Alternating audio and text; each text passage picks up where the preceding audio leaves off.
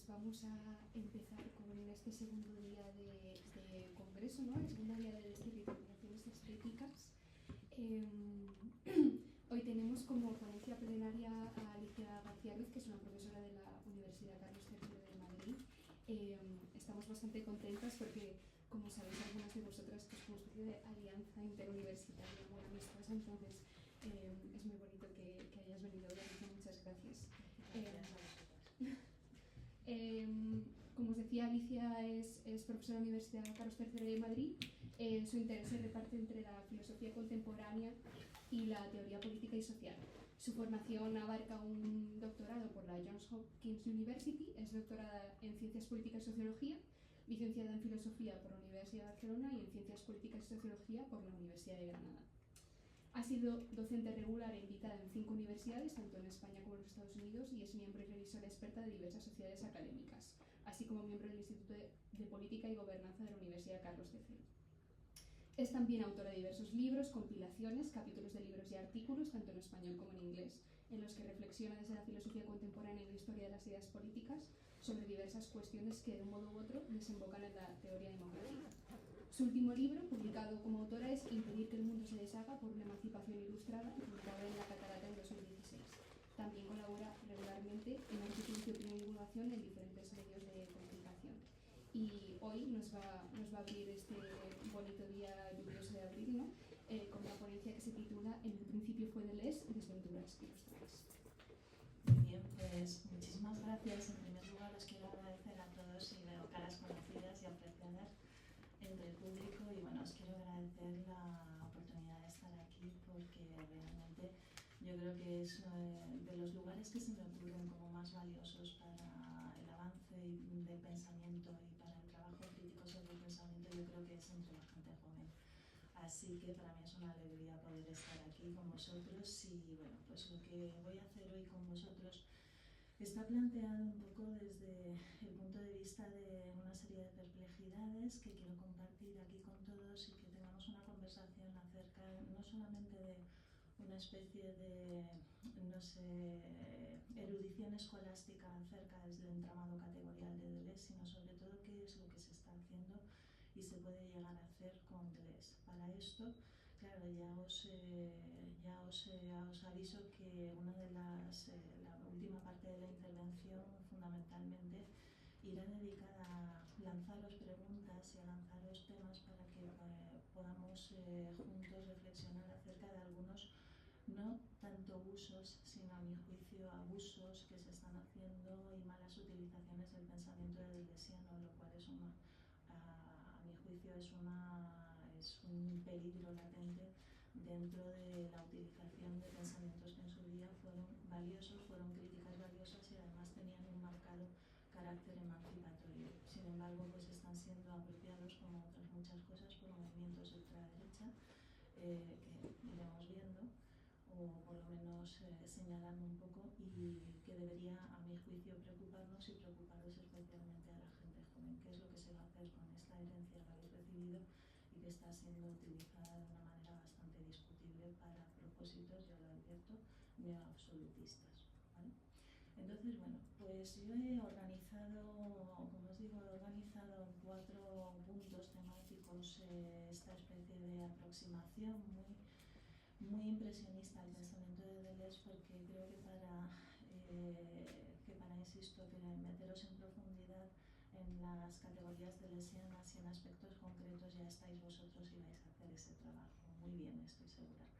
Así que, bueno, yo me voy a mantener a un nivel muy genérico, pero no obstante, antes de meternos, digamos, con el grueso del Deleuze político, que es a donde me voy a ir dirigiendo también, quiero pues decir algunas pinceladas en torno a lo que supuso el pensamiento deleuziano en su contexto histórico, porque creo que es importante para después meternos, como digo, en sus consecuencias políticas, y también, en cierto modo, pues verlo no solamente contra su contexto histórico, sino también qué tipo de revolución, a mi juicio es una revolución del pensamiento deleuziano, supone dentro de la historia de la filosofía, y concretamente su programa filosófico, que consiste en una lectura de la historia de la filosofía a contrapelo. Así que estos serán los dos primeros puntos, contexto histórico y bueno, pensamiento de lo impensable, vamos a llamarlo así, el segundo punto, y después me meteré con el modo de vida alternativo al capitalismo, que es el que está desplegando en el libro del esquizoanálisis del Antiedipo, en su método del esquizoanálisis. Solo que todo esto hay que entenderlo previamente contra el trasfondo de su crítica ontológica, y ahí es donde hace cosas muy, muy interesantes y muy rompedoras. Y finalmente terminaré con el cuarto punto, que serán las aventuras y desventuras del pensamiento deleuziano, en el sentido del neoabsolutismo como parásito de la aventura emancipatoria. Así que vamos un poco con el primero de los puntos, que es el lugar de Deleuze en un pensamiento de fin de época. En el momento, claro, yo cuando estaba preparando así esta intervención no hacía más que darle vueltas a la frase aquella famosa de Foucault, cuando dice que el siglo XXI será deleuziano. ¿Por qué alguien tan, digamos, perspicaz y sagaz y visionario como Foucault es capaz de hacer una afirmación tan fuerte, ¿no? Allí donde un tipo, además del contexto intelectual, donde esas afirmaciones fuertes pues están sometidos siempre a una minuciosa crítica? ¿Por qué? Pues porque precisamente se da cuenta de todo lo que desata, y digo desata como un término escogido deliberadamente, todo lo que desata la crítica que va a hacer Deleuze dentro del contexto del postestructuralismo. Bueno, todo eso habréis estudiado, porque además eso es lo que se estudia canónicamente en los cursos de contemporánea, ¿no? Todo lo que fue el movimiento estructuralista, en el sentido de que, bueno, pues venía ya representado, venía ya anticipado, como sabéis, por la crítica de la representación, del reencambre nietzscheana, que tiene lugar, pues bueno, a finales del siglo XIX, ¿no? Eso es. ¿Podríamos cerrarlo? Sí, justo estaba pensando. Vamos a. Bien. Entonces, lo que tenemos en la época en la que todos estos autores se produce una eclosión de gente que se está leyendo entre sí y que está llegando cada uno con sus especificidades a conclusiones parecidas, pues lo que tenemos es efectivamente un giro que normalmente canónicamente lo denominamos el giro lingüístico, ¿no? El lenguaje se nos ha hecho problema. Es una posición realmente interesante e iluminadora, en el sentido de que, claro, al hacer del lenguaje un problema, al hacer el modo en el que concebimos la relación de representación, lo que estamos haciendo es poner en cuestión un paradigma fundamental que había, digamos, anclado, por así decir, todo el pensamiento moderno, que es el paradigma de la representación y todo lo que arrastra con él, que es una ontología que nos lleva a la representación o a la idea de que hay una representación o representaciones correctas. Foucault lo dijo con una fórmula muy bonita, muy poética, que es el pensamiento que ata las palabras con las cosas, ¿no? ¿Qué pasa cuando ese pegamento, el pensamiento, qué pasa cuando ese pegamento se rompe? Pues que tenemos en primer lugar, pues efectivamente, un problema de cómo vamos a abordar entonces cuestiones tan centrales para el pensamiento como el concepto de verdad, o incluso el concepto, pues no sé, de historia, o cualquiera de los grandes ejes temáticos que han caracterizado al pensamiento desde su inicio, ¿no? Bien, en el contexto, por seguir un poco en el contexto histórico, aquí tenemos que efectivamente solemos entender el postestructuralismo como una especie de contraposición frente al estructuralismo. Yo creo que esto no es exacto. Creo que más bien el postestructuralismo lo que supone es una radicalización de las tesis del estructuralismo, ¿no? En el sentido de que la primera vía abierta para la discusión, ¿no?, de la subjetividad como la garantía o como la instancia garante del sentido está abierta por el estructuralismo. La primera, digamos, el primer terremoto sobre el las cosas viene dado precisamente de la consciencia de que estamos estructurados por estructuras, valga la redundancia, ¿no? Y por tanto ahí pues tenemos una operación de primer orden de desestabilización de las categorías del pensamiento. En ese sentido es en el que os digo que el postestructuralismo hay que entenderlo como efectivamente una cierta ruptura, pero en continuidad y radicalización con las tesis estructuralistas. Bien. Digo que el pensamiento, este pensamiento es un pensamiento de fin de época porque precisamente es un movimiento que se abre en torno a la temática del fin, ¿no? Y es el momento, o va a ser el momento en el que muchísimos autores estén dictaminando el fin de las grandes verdades, el fin de los grandes relatos, el fin de la subjetividad como el fundamento del conocimiento y también de cierta manera de entender las relaciones de poder, etcétera, etcétera. Bueno, toda esta temática del fin es en realidad un principio, no es una fórmula poética, es un principio. Se abre un nuevo horizonte, un nuevo continente teórico, tal como lo denominó, por ejemplo, Althusser cuando hablaba de los continentes teóricos. Pero hay una cosa que quiero invitaros a pensar y es la siguiente, ¿vale? Y os lo invito y luego para el diálogo lo hablaremos. ¿Qué relación tiene todo este pensamiento con el movimiento ilustrado, con la ilustración? Yo creo que ahí es donde encontramos un problema, y un problema contra el cual nos vamos a estar, digamos, chocando incluso hoy día, ¿de acuerdo? Porque generalmente cuando yo era jovencita también lo que se me había predispuesto a pensar desde ciertas posiciones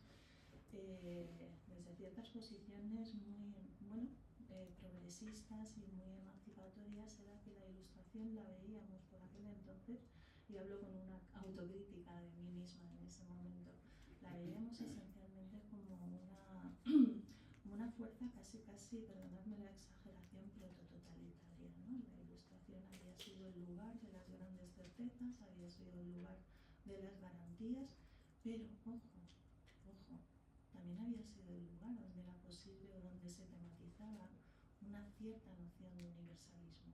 Ahí es donde hemos tenido el problema con la ilustración, en que era un falso universalismo, en que era un universalismo al que le faltaba un encaje, un cierto encaje con precisamente la diferencia o las diferencias. Por ahí es por donde tenía que ir el vector emancipatorio de la ilustración.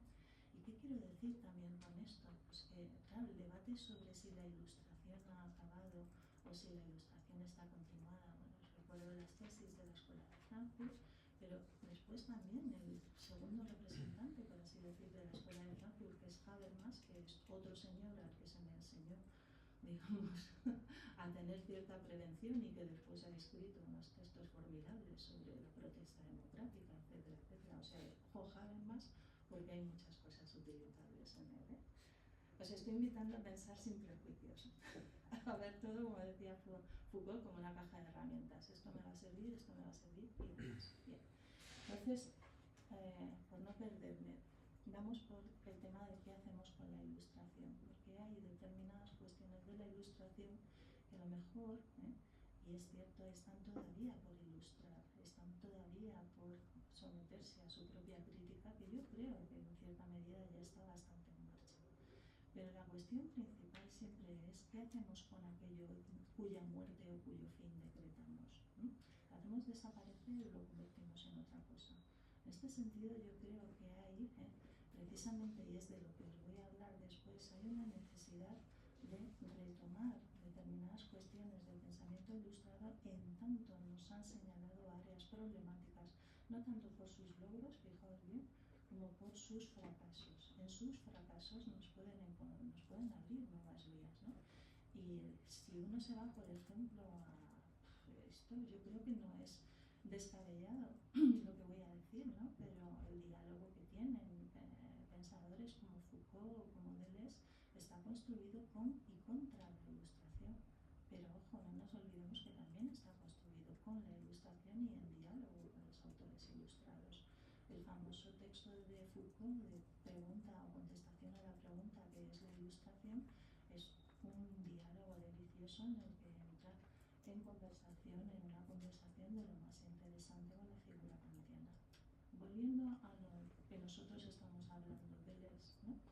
Pues si nos vamos a todo lo que es el proyecto filosófico de Deleuze, hasta encontrar su propia voz tal y como está expresada en el Mesetas o en el Antiedipo, en colaboración con Guattari, etcétera, etcétera, si nos vamos al pensamiento, a la formación, digamos, del carácter y del programa, no programa, sino proyecto filosófico de Deleuze, está también construido en torno a un diálogo crítico con la Ilustración y sobre todo con las premisas epistemológicas de la Ilustración.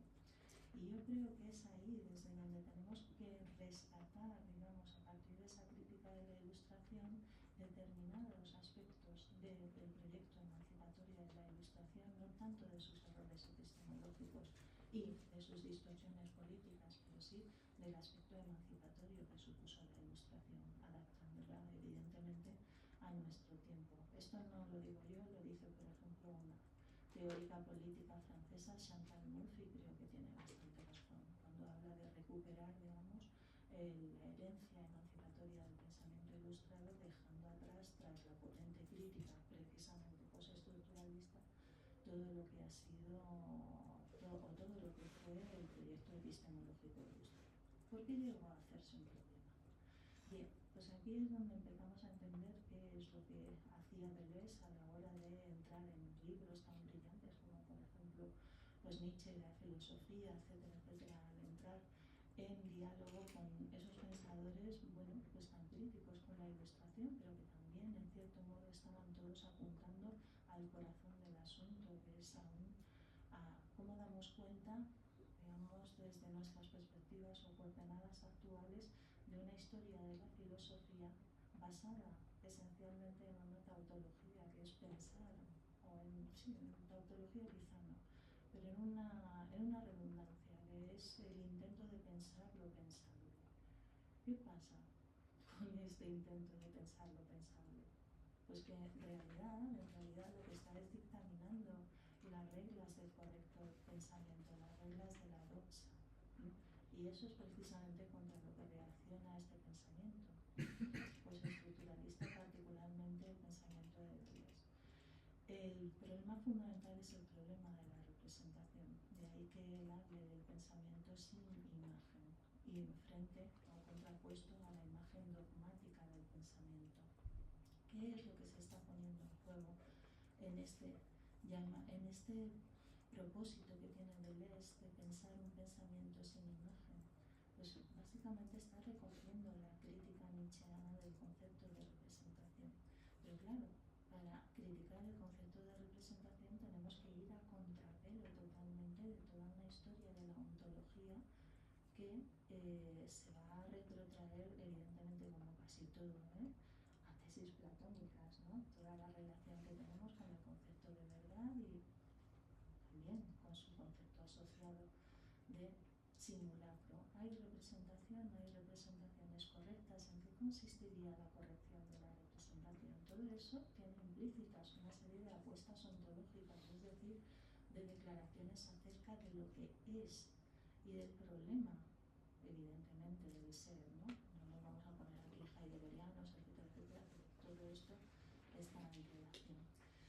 Entonces aquí hay una cuestión que es muy interesante y que la señala y realmente la sintetiza muy bien José Luis Pardo, que creo que es un gran, o ha sido un gran intérprete de Deleuze, ¿no? Cuando hace basar todo, digamos, el problema de la representación en su derivación, digamos, ontológica inicial, hasta su derivación en la lógica del sentido, todo lo retrotrae a una crisis ontológica crisis ontológica no diría, pero crisis del pensamiento ontológico de primer nivel, que es el de la crisis de la sustancia en la escolástica del siglo XIV. Como sabéis, los escolásticos hacen, digamos, y esto es menos conocido quizá, pero muchos escolásticos, por ejemplo, están funcionando en teoría política, son escolásticos españoles y ahora es el momento de recuperarlos, pero bueno, de eso ya os hablaré porque son cosas que estoy trabajando ahora, ¿no? Pero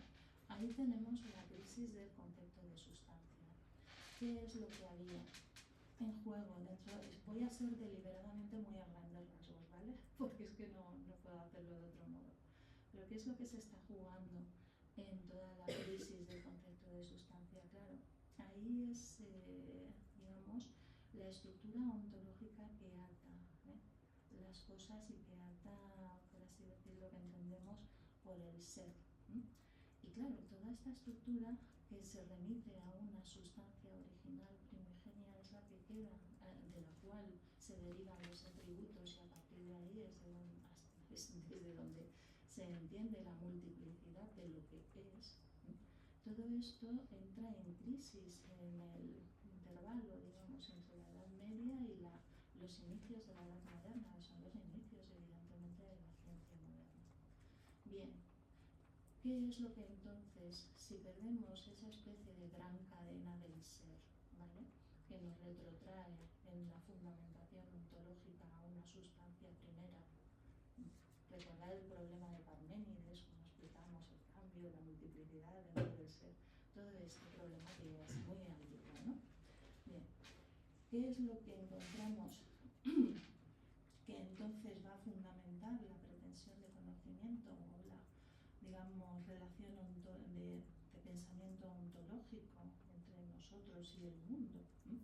Pues lo que va a sujetar esos atributos que han quedado, por así decir, dispersos y no hay una sustancia única que los sujete, lo que va a sujetar va a ser la subjetividad, el subjectum.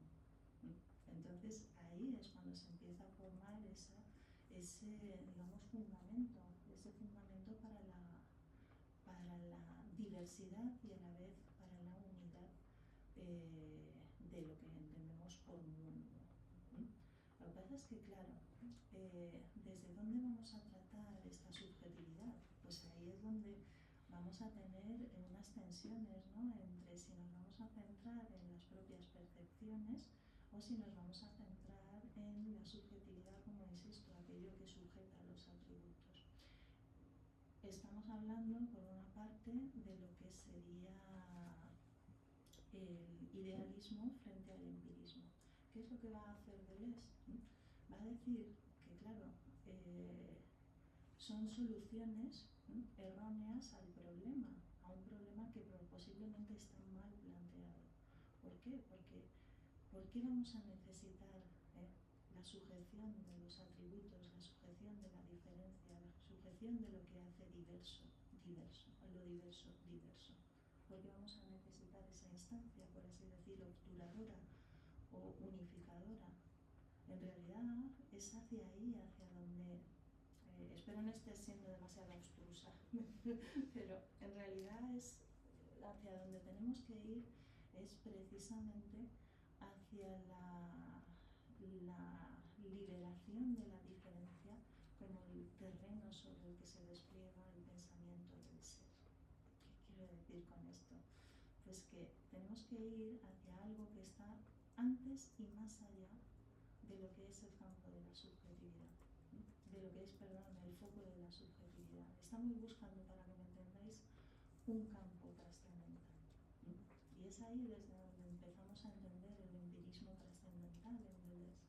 Es decir, queremos movernos en el plano de las percepciones, pero a su vez queremos un campo presubjetivo, desde donde estas percepciones no sean atrapadas, por así decir, en el dispositivo de captura que es la subjetividad, sino que permitan en su despliegue la posibilidad de instancias o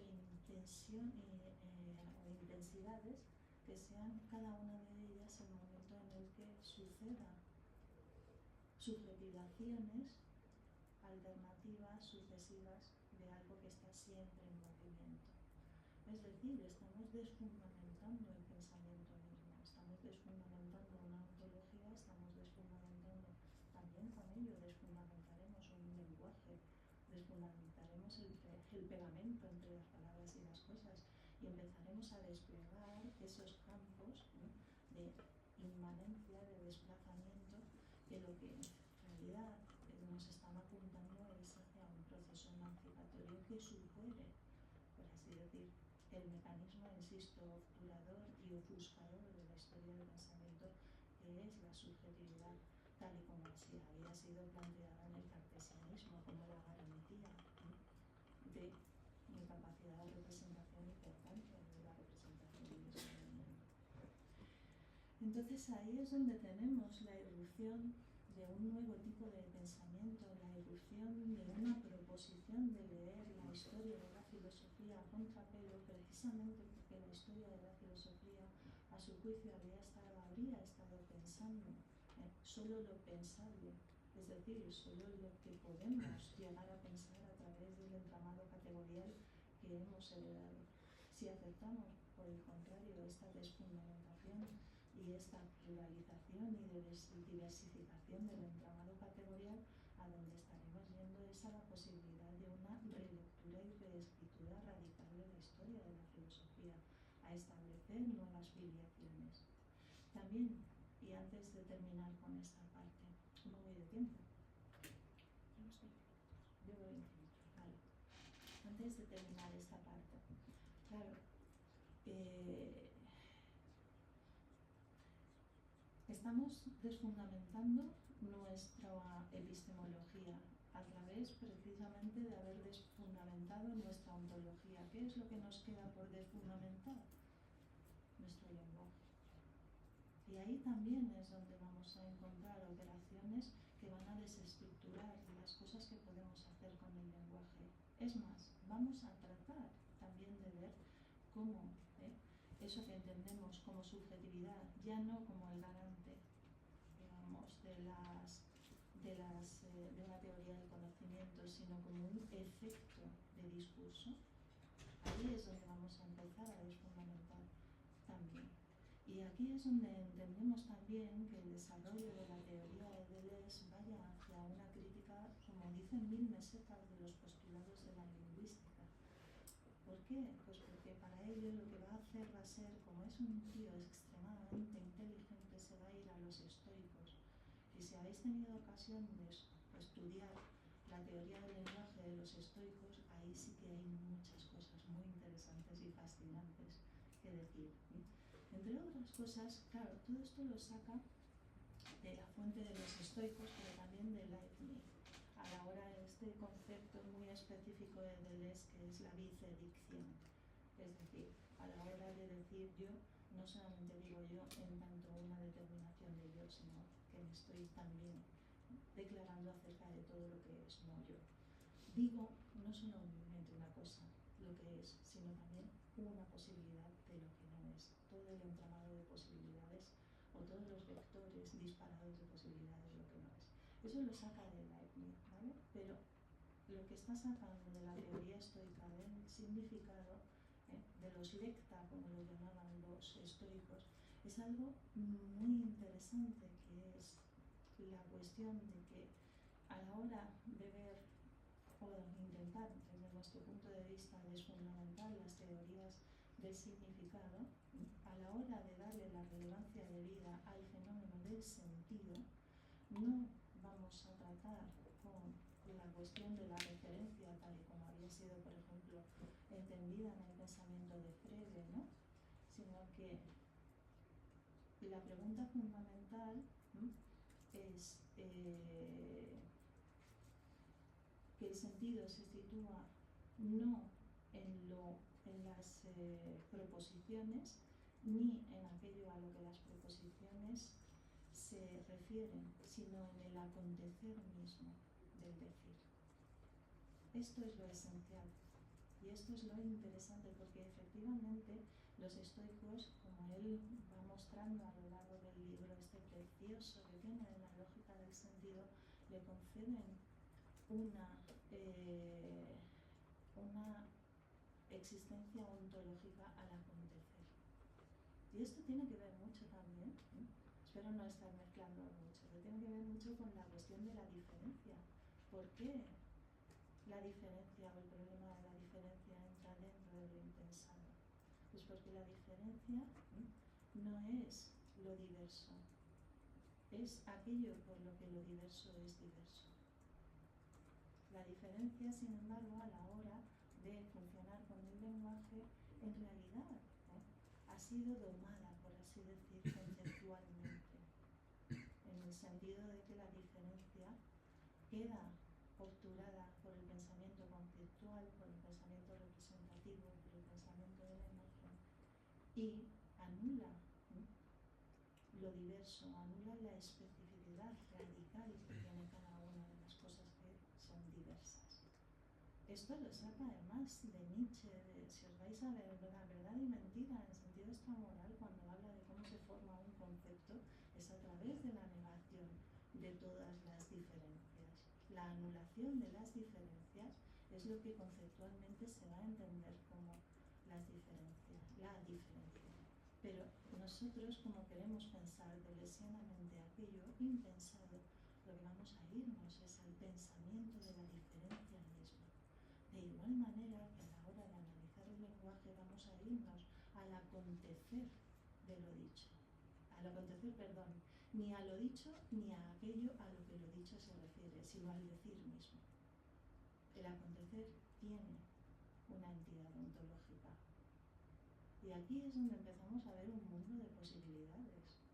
Aquí es donde empezamos a vislumbrar algo que por la época también estaban buscando otra gente, como por ejemplo, anterior, claro, Jean-Paul Sartre. Si nos vamos a la determinación del campo trascendental, es un campo presubjetivo.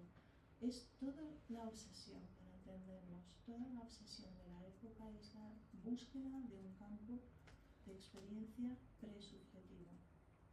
Algo que sea, donde la experiencia sea posible, es decir, donde haya síntesis pasiva, donde haya, digamos, percepción, donde haya estética, que creo que para eso os interesa aquí, donde haya aistesis, percepción, pero que no esté todavía atrapada en el dispositivo de la subjetividad. Y esto es, no sé, si os vais por ejemplo a los poemas de Ferlinghetti, el de El manifiesto populista, un poeta de la generación Beat, bueno, pues por ahí está. ¿Vale? Os lo voy soltando, pero sí. Es que tiene un poema precioso sobre la cuarta persona del singular. ¿Cuál sería la cuarta persona del singular? ¿Existe? Eso es lo que se pregunta Ferlinghetti. Bueno, si os vais también, en fin, podríamos hacer derivaciones y el pensamiento de Simone Weil con todo lo que es la cuestión, el pensamiento de lo impersonal, etc. O sea, yo os dejo pistas por ahí de cosas que tienen que ver con todo esto, ¿vale? Pero buscamos algo que sea un campo trascendental presubjetivo. Ese es nuestro problema. ¿Por qué lo queremos hacer así? Porque lo que queremos es reconfigurar en función de abrir las posibilidades de subjetivación una subjetividad que ya no sea ni atada ni atante, es decir, algo que pueda abrirse, algo que pueda politizarse, si me apuráis, en una política abierta y emancipatoria. Aquí es donde ya empieza a entrar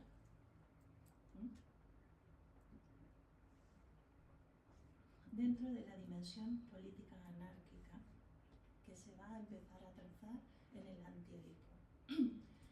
¿Qué proyecto filosófico tenemos en el antiedipo?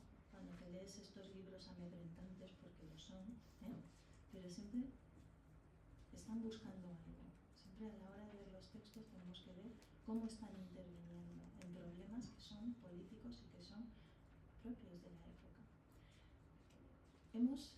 Acabamos de mencionar la necesidad de abrir el pensamiento a lo impensado, que no es lo impensable, de un campo trascendental presubjetivo anterior a la subjetividad. Esto es precisamente con lo que va a escribir el antiedipo, van a escribir el antiedipo como un ataque brutal, ¿no?, al psicoanálisis y particularmente a la figura de Edipo. ¿Por qué? Porque en cierto modo lo que se está haciendo es atrapar dentro de un sistema narrativo con figuras simbólicas, la del padre, etcétera, etcétera.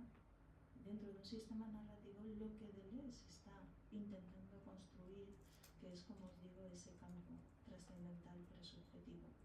¿Dónde se encuentra ese campo trascendental presubjetivo? Donde los atributos, por expresarnos en términos escolásticos, ¿vale?, donde los atributos estarían por ahí sueltos, en espera de ser atrapados agrupados en un pliegue que es una determinada intensidad que daría lugar al sujeto.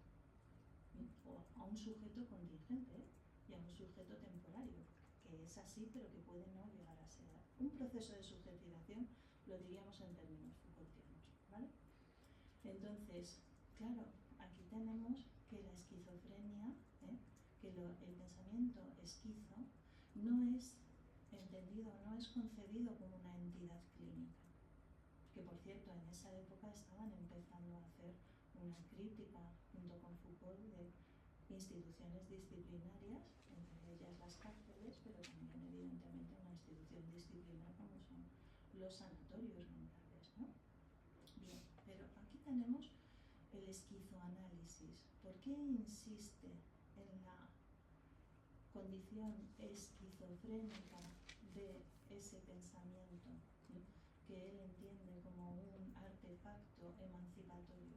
Pues porque en la esquizofrenia no se da, a diferencia de la paranoia, no se da, digamos, la sujeción a un sistema de sentido. La esquizofrenia sería el equivalente clínico, aunque insisto que no lo concibe como una entidad clínica, pero sería, ya lo tengo, sería una posibilidad de pensamiento. ¿Podemos? Claro, si tenemos una, digamos, una psiquiatría dependiente de el pensamiento con imagen, la imagen del pensamiento, del cuál es la representación correcta de la realidad, estamos en posición de dictaminar si alguien está loco o no, ¿no? En función de que tenga la representación correcta de las cosas. Deshagamos ese juego y empecemos a pensar que el esquizo piensa no mal, sino desde otro lugar y desde otras posibilidades. Y claro, aquí no se está cogiendo como material de trabajo cualquier cosa, se está cogiendo a Antonin Artaud, que lejos de decir simplemente cosas raras y sin sentido, decía cosas muy interesantes, como esa fantasía de tener un cuerpo sin órganos, a la que dedica 1000 mesetas todo el capítulo. ¿Qué significa lo del cuerpo sin órganos? ¿Vale? Esto que el resto de filósofos, cuando hablas y tal, se te ríen como dicen, no, ya estamos con las cosas raras, ¿no? Y tal, dicen, no, eso tiene su sentido. Deleuze está diciendo en su tratamiento de la síntesis pasiva que es la función la que crea el órgano, ¿vale? Entonces, la fantasía de tener, bueno, si la tenemos que llamar fantasía, la propuesta o el deseo, ahí es donde voy, el deseo de tener un cuerpo sin órganos, ¿qué significa en términos políticos?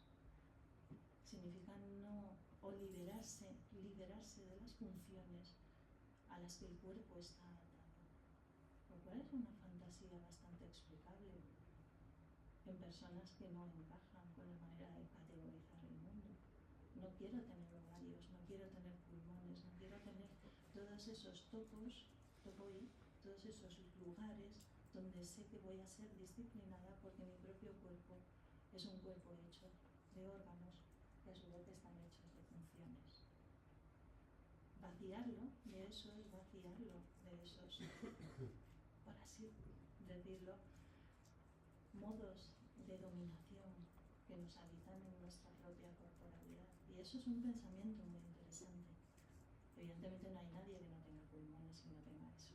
Pero lo que nos tenemos que preguntar es ¿por qué imaginamos eso? ¿A qué responde esa imaginación? Pues a esa necesidad de liberarse. Y bueno, pues claro, aquí en el esquizoanálisis, ¿cómo voy de tiempo? Vale, creo que me va a dar tiempo a decirlo todo. En el esquizoanálisis lo que vemos es, fijaos bien, que apunta a un mecanismo fundamental de funcionamiento del capitalismo. Nos va a describir a los seres humanos como máquinas deseantes, como dispositivos deseantes. Ojo, esto tampoco es tan nuevo, esto está ya. Si os vais, por ejemplo, a una lectura detenida del Leviatán de Hobbes, ¿cómo describe al ser humano como una máquina deseante, ¿vale? Entonces, bueno, aquí es donde tenemos que ese deseo, lejos de ser un lugar o una herramienta de dominación, puede ser una herramienta de emancipación. Y eso es precisamente el esquizoanálisis.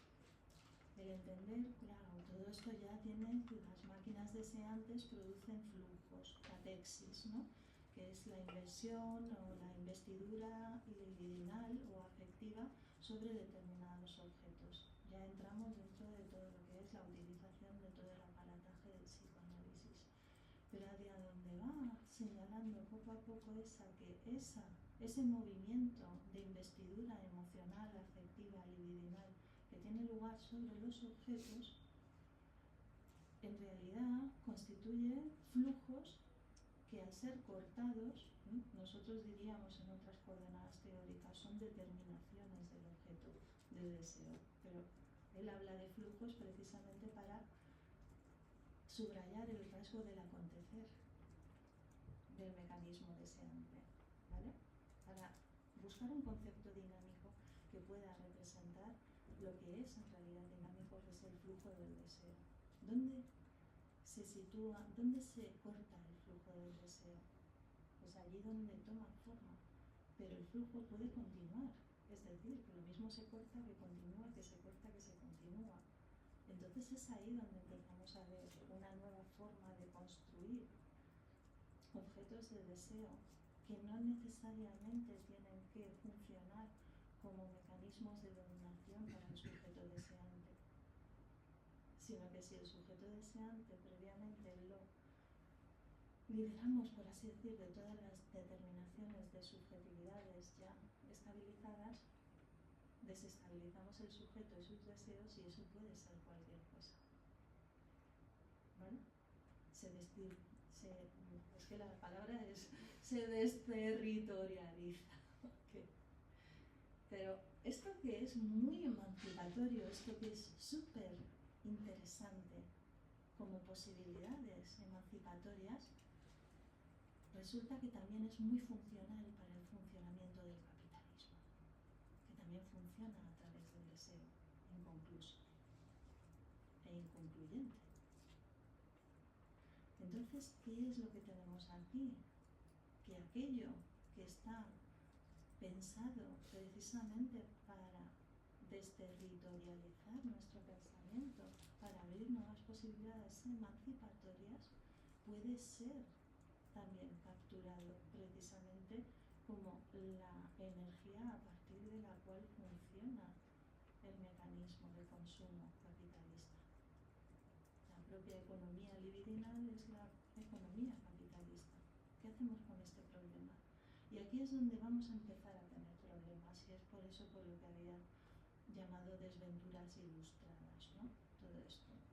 Porque si nos vamos aquí, os voy a leer un párrafo. En la página 247 del Antiédipo dice: ¿pero qué vía revolucionaria tomamos? ¿Hay alguna? Retirarse del mercado mundial, como aconseja Samir Amin a los países del tercer mundo en una curiosa renovación de la solución económica fascista, o bien ir en sentido contrario, es decir, ir aún más lejos en el movimiento del mercado, de la descodificación y de la desterritorialización, pues tal vez los flujos no están aún bastante desterritorializados, bastante descodificados, que es lo que hace el capitalismo, desterritorializar y descodificar. Dice, pues tal vez los flujos no están aún bastante desterritorializados, bastante descodificados desde el punto de vista de una teoría y una práctica de los flujos de alto nivel esquizofrénico. No retirarse del proceso, sino ir más lejos. Acelerar el proceso, como decía Nietzsche. En verdad, en esta materia todavía no hemos dicho nada. O sea, lo que está diciendo es aceleremos toda la capacidad de descodificación y desterritorialización por la cual el capitalismo va cada vez más rápido. Esto, ¿quién lo está sosteniendo hoy día? Los movimientos aceleracionistas. Y aquí es donde tenemos también un problema. ¿Por qué?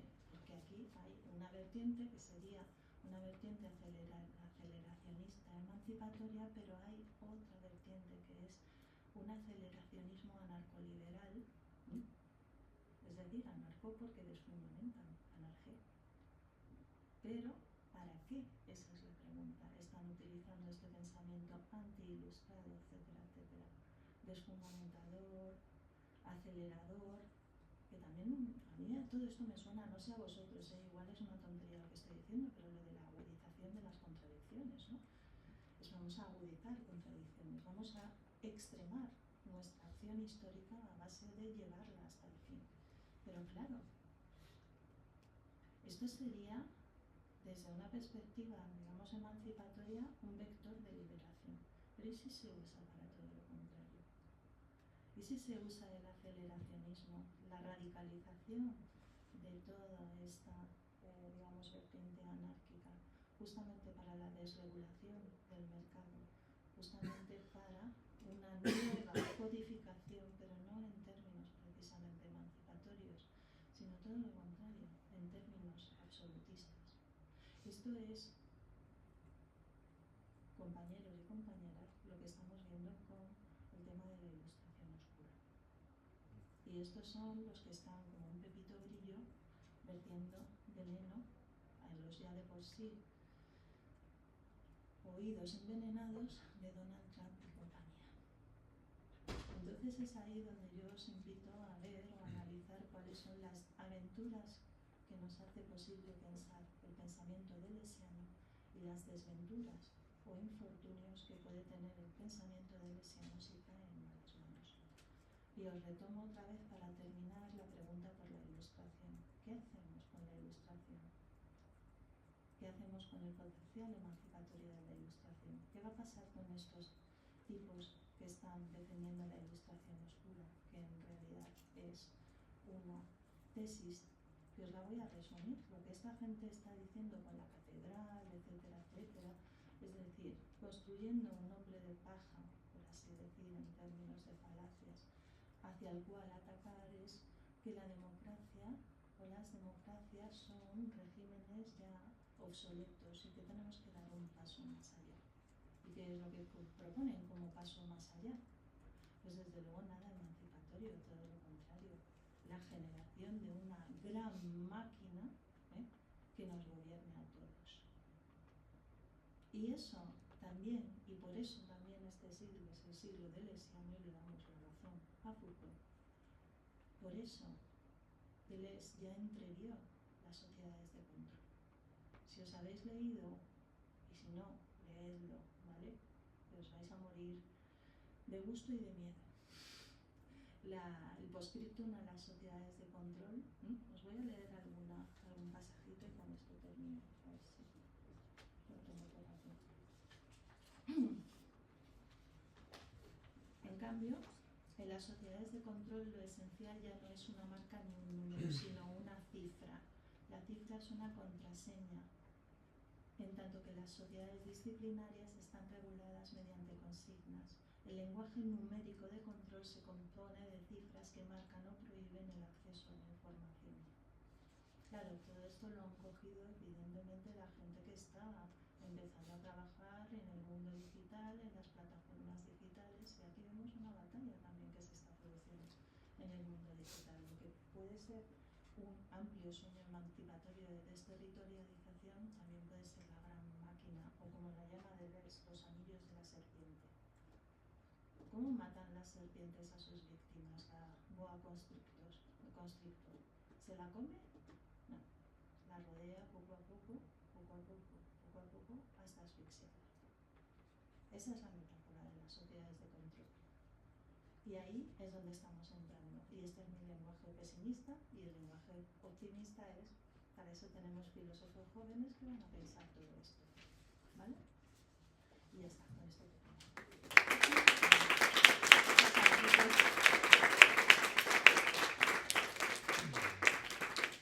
Muchas gracias, Alicia, por esta charla tan completa y da muchísimo que pensar. Yo tengo alguna que otra pregunta, pero me gustaría que preguntarais vosotras antes de hacerlo yo.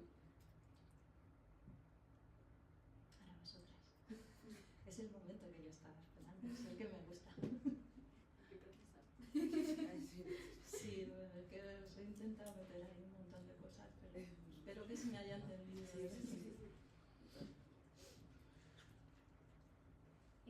bueno, si non sonos máis, logo yo simplemente retomando este punto del aceleracionismo, ¿no? Y el problema del aceleracionismo anarcoliberal. A mí me gustaría saber que si hay una posibilidad real de pensar un aceleracionismo emancipador. Esa es toda mi pregunta, en realidad no voy a elaborar mucho más. Oye, te has quedado tranquila, sí, me preguntas. Pues mira, la verdad, con el corazón en la mano, no lo sé. A mí, de todos modos, las propuestas estas, en plan Thelma y Luis, vamos para adelante y sea lo que Dios quiera, a mí me generan cierta desconfianza. Yo unos días me levanto muy normativista, otros días me levanto muy anárquica, también os lo digo, pero esto de acelerar, yo creo que sí, que a ver, para ser justos, yo creo que hay gente que está pensando efectivamente en que la descodificación y desterritorialización, que ha abierto todo un mundo de posibilidades y de desestabilizaciones que eran necesarias seguramente, sí que puede ser volver a ser recodificada, ¿vale? O sea, la cuestión es, hay códigos y ahora cómo los recodificamos, y ahí es donde vamos a ver unas vías u otras. A mí las vías que me parecen verdaderamente interesantes y que además tienen que ver con los inicios de Internet son las que van hacia filosofías de lo común, las que van a una reconstrucción de todos esos códigos precisamente a contrapelo de todo lo que ha sido la distorsión del pensamiento liberal en la forma del neoliberalismo. Creo que si toda esa potencia deseante, vamos a decirlo en términos de lesianos, si toda esa potencia deseante, desterritorializada, se lograse organizar desde posiciones ontológicamente más basadas en lo común y en lo compartido, ¿no? Y no en la otra vía, que es el individuo soberano, que al final es tan soberano que acaba dándole todo su poder al soberano. ¿Me explicas? Ahí es donde voy. Yo creo que estamos en una encrucijada. En realidad, yo creo que en el presente siempre estamos en una encrucijada. O sea, podemos irnos hacia este lado o hacia otro, pero creo que si cabe pensar que el aceleracionismo tiene alguna aplicación, sería en el ámbito de las plataformas digitales, porque van a ser donde se ve el nuevo soberano. El traje nuevo del emperador van a ser esas tecnologías. Pues ahí, en reapropiárselas y en forma pues común, no solamente colectiva, sino común. Porque a fin de cuentas es comúnmente como estamos siendo expropiados de nuestra riqueza producida a través de nuestra comunicación, convertida en incomunicación a través de las redes. Entonces, bueno, si se quedan con esa riqueza que estamos produciendo simplemente por ser humanos, por desear, por comunicarnos, por estar con los amigos, pues vamos a reapropiarnos. No lo sé, pero iría por ahí. De todos modos, yo creo que esto también hay que combinarlo después con no entenderlo como una especie de meter la quinta marcha y para adelante, porque también están las propuestas bastante, digamos, sensatas de que hay límites y de que necesitamos decrecer o por lo menos poner en cuestión los antiguos paradigmas de crecimiento ilimitado. No sé, hablo preguntándome a mí misma y preguntándoos a vosotros también. Sí, yo, bueno, lo primero, muchas gracias por la intervención. Quería enseñar otras cosas, pero antes de eso estaba pensando en eso mismo que se explica de los paradigmas de crecimiento y demás. Y estaba pensando, por ejemplo, en la parte Marta de Bataille, se pone de manifiesto que el crecimiento del capitalismo no es solamente un crecimiento exponencial, sino que más bien hay un crecimiento también a base de la autodestrucción propia del capitalismo. O sea, que siempre como aquí hay un exceso, que tiene que quedar ahí para que el capitalismo siga creciendo infinitamente. O sea, que el crecimiento no es tanto un ensanchamiento de las fronteras o un ensanchamiento hacia afuera, sino que también tiene que ver con el hecho de dejar siempre un resto, un exceso, que también tiene que ver con el crecimiento de derechos a través de actos que coge la cuestión del resto, sí. Que siempre tiene que quedar como de manifiesto para que el capitalismo se autodestruya para continuar creciendo. Pero más allá de esa cuestión que me había venido a la cabeza ahora con esta cuestión que comentabas, quería comentar tres cuestiones. La primera era simplemente señalar una referencia de Yukuy. ¿Una referencia de, perdona? De Yukuy. Sí, es interesante ese tipo, ¿eh?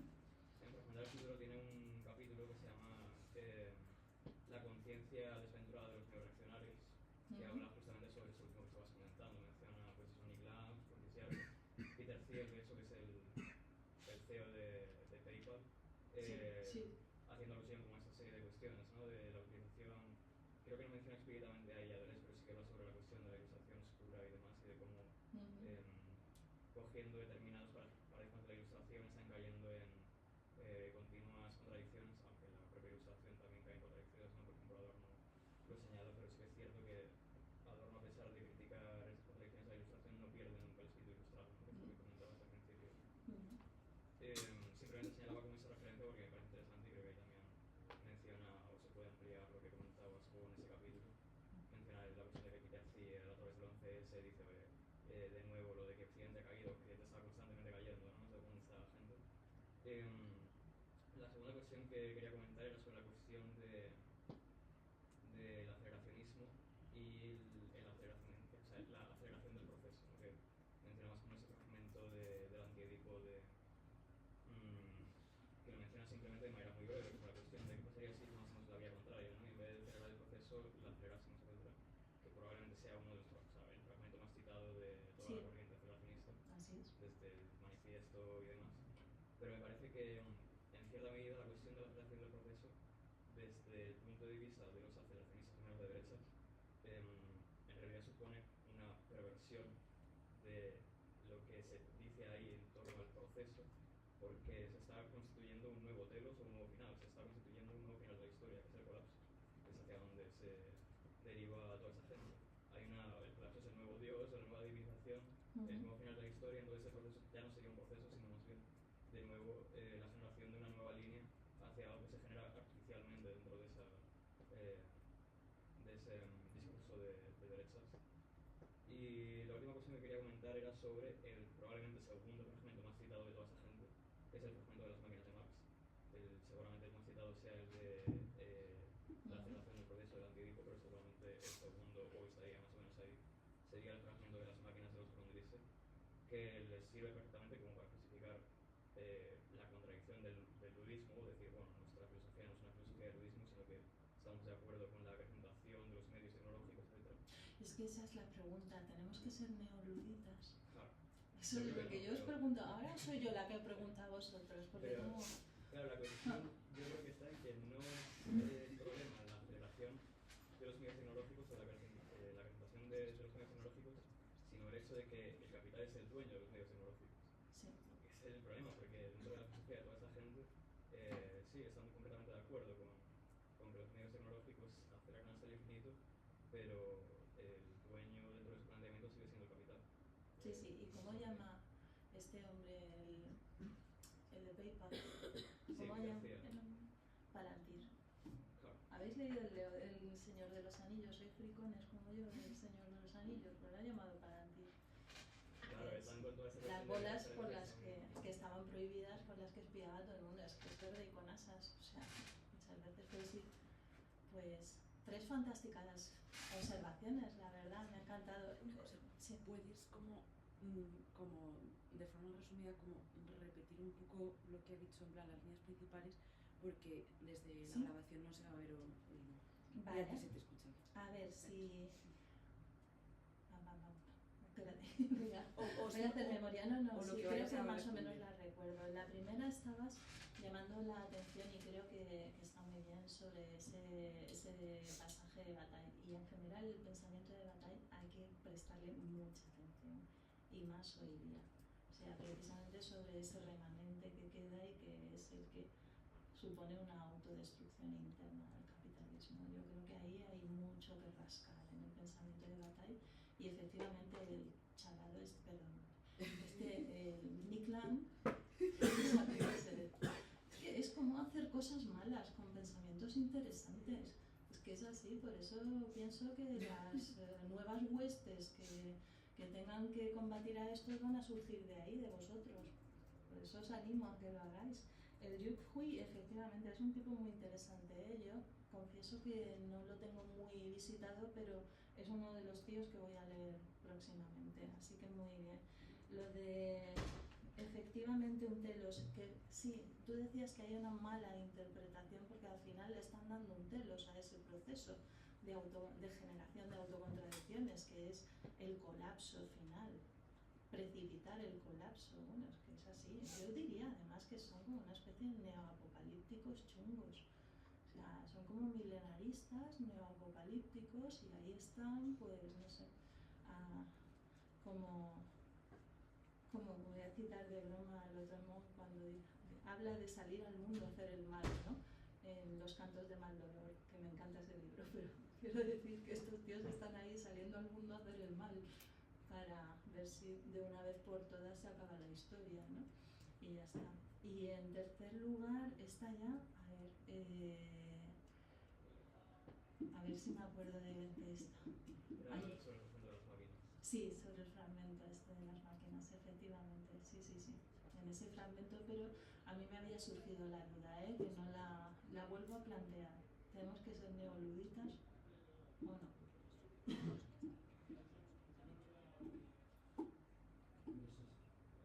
Si hay otras preguntas, yo me... Tú eres Gonzalo, que ahora te veo.